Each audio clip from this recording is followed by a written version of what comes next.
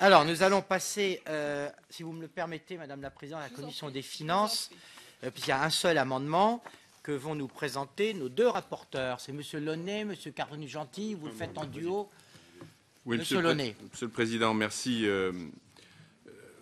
Nous avons trouvé un point d'accord avec François Corny-Gentil sur un point précis qui n'est pas, au regard de la masse financière qu'il représente, très significatif par rapport à l'ampleur du budget de la Défense. Néanmoins, nous avons remarqué que les élèves de l'école polytechnique, qui sont sous statut militaire, bénéficient d'études gratuites mais rémunérées. 880 € par mois et 280 € par mois d'aide d'APL, d'aide personnalisée au logement. Ça représente 18 millions par an. Ce coût est supporté par la nation, mais sur le budget de la Défense.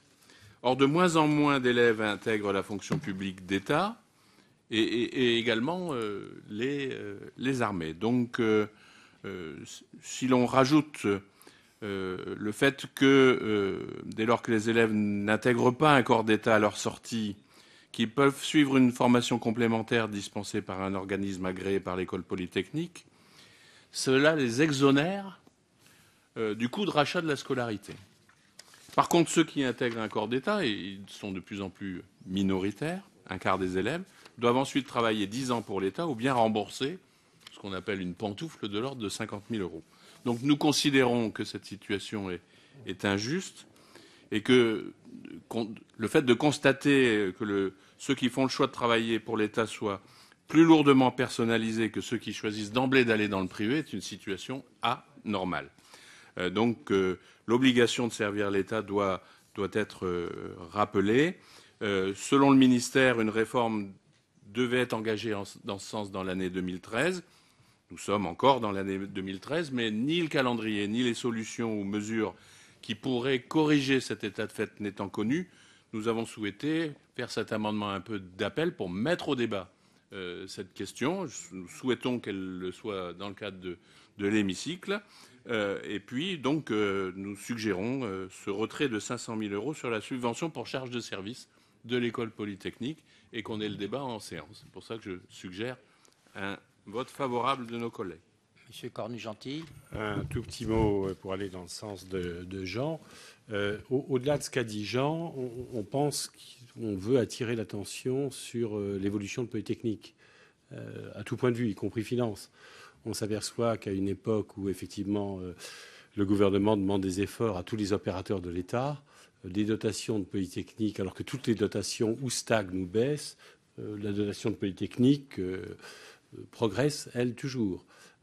On s'aperçoit qu'il y a eu des rapports rendus par la Cour des comptes sur Polytechnique qui n'ont pas entraîné d'explications, de justifications totalement claires. Alors, on a évidemment totalement confiance dans cette grande et belle école, mais je pense qu'on a le droit de lui poser un certain nombre de questions. Est-ce qu'il faut aussi maintenir la tutelle de la DGA quand la plupart des polytechniciens vont sur les marchés financiers? Quel est le rôle donc de Polytechnique pour la formation militaire? Quel est le rôle de Polytechnique pour ils vont plus du tout dans l'industrie. Ils vont pas seulement pas dans l'armée, ils vont dans la finance. Donc je pense que à la fois sur le fonctionnement, sur qui on recrute, sur la réflexion il est temps d'ouvrir une réflexion sur l'école polytechnique. C'est le sens de notre amendement, au-delà du point précis qu'a soulevé Jean. Madame la Présidente. Oui, je voudrais rajouter à ce qu'ont dit mes collègues, puisque c'est un problème que nous avons soulevé dans le cadre de différentes auditions, que ça représente 1000 officiers quand ils sont salariés de la DGA. Et 1000 officiers qui émarchent sur le budget de la Défense. Quand on doit diminuer le nombre d'officiers dont nous avons évoqué, je ne vais pas reprendre les chiffres ici, ça fait beaucoup. Ça fait beaucoup pour la Défense, alors qu'on est en train de supprimer un certain nombre à la fois de militaires, mais aussi et surtout d'officiers. Et on ne pourrait pas toucher à cette déflation au sein de Polytechnique. Ça pose quand même question. Y a-t-il un polytechnicien dans la salle? Parce que nous en avons plusieurs. Nous avons plusieurs collègues à la commission des finances. Oui. Voilà. Il n'y en a pas à la Défense, Madame la Présidente, des polytechniciens. Pas à ma connaissance. Pas. Aux affaires sociales, pardon? Non, visiblement non. On a d'anciens militaires, mais on n'a pas de polytechniciens. Si vous adoptez notre amendement, ils se manifesteront en séance, à mon avis. Oui, Madame. Oui, Madame la Présidente. Est-ce que, en élargissant à Polytechnique, c'est un sujet dont nous avons discuté, il n'y a pas une mission possible sur la formation des écoles militaires, pas seulement Polytechnique, mais de toutes les écoles militaires, et sur la formation. Alors, on va peut-être pas lancer le débat ce soir parce que la séance a été très longue, mais c'est un sujet dont je me suis entretenue déjà avec Madame la Présidente, et il serait peut-être intéressant d'aller voir de plus près comment aujourd'hui on forme les militaires français. Monsieur Le Déaut.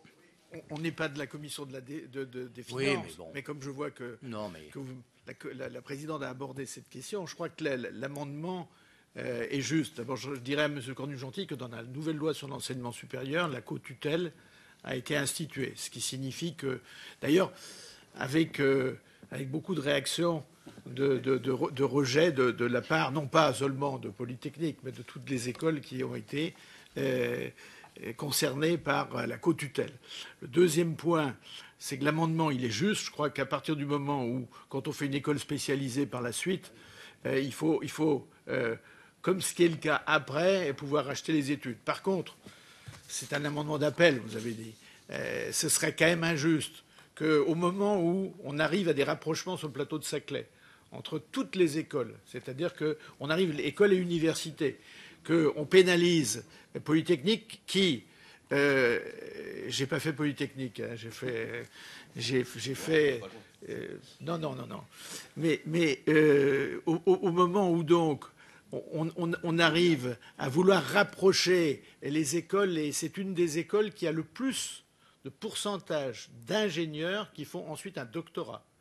Ce que devraient faire la plupart des écoles d'ingénieurs françaises. Et ce qu'ils ne font pas, ce serait injuste, à mon sens, de les pénaliser eux seuls. Par contre, votre question, elle doit se traiter, et je crois que c'est un des moyens d'en discuter pendant la séance, et on interviendra là-dessus, pour que, effectivement, la question que vous posez, le gouvernement y donne une réponse. Merci, Monsieur Le Déaut. Alors, je vais mettre aux voix cet amendement, mais seuls délibèrent, votent les membres de la Commission des finances. Alors, qui est favorable à cet amendement conjoint de nos deux rapporteurs? Bien. Est-ce qu'il y a des oppositions? J'en vois pas. Des abstentions? Il est donc adopté à l'unanimité. Et donc, je vais demander à présent à nos rapporteurs quel est leur avis sur les crédits de la mission. Monsieur Cornu-Gentil d'abord, puis Monsieur Launay.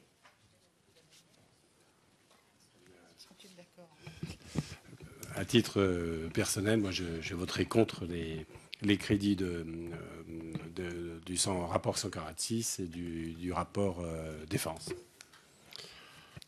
Monsieur Launay. Titre personnel et parce que je suis membre de la majorité, évidemment, j'appelle mes collègues de la Commission des finances à voter le projet de budget tel qu'il nous a été débattu cet après-midi, présenté et débattu. Alors, je mets aux voix ce projet de budget qui est pour son adoption. Avis contraire. Ils sont donc adoptés. Ces crédits sont adoptés. Et nous allons... Ah non, j'ai besoin de nommer également... Non, de nommer, vous avez tout à fait raison. Je l'ai évoqué tout à l'heure d'ailleurs avec Madame Adam, puisque la Commission des finances va se saisir pour avis des chapitres 1er bis de la loi, du projet de loi relatif à la programmation militaire. C'était votre demande d'ailleurs, si je me souviens bien, il y a quelque temps, Monsieur Launay.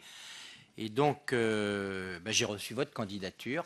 Pas d'opposition. Tout le monde est d'accord. Donc, bravo.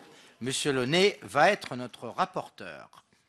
Et nous en avons terminé en ce qui nous concerne avec l'ordre du jour à la Commission des finances. Et je vais vous laisser, donc nous allons vous laisser, Madame la Présidente. Mais vous pouvez rester avec nous, c'est avec grand plaisir, voilà. c'est un problème.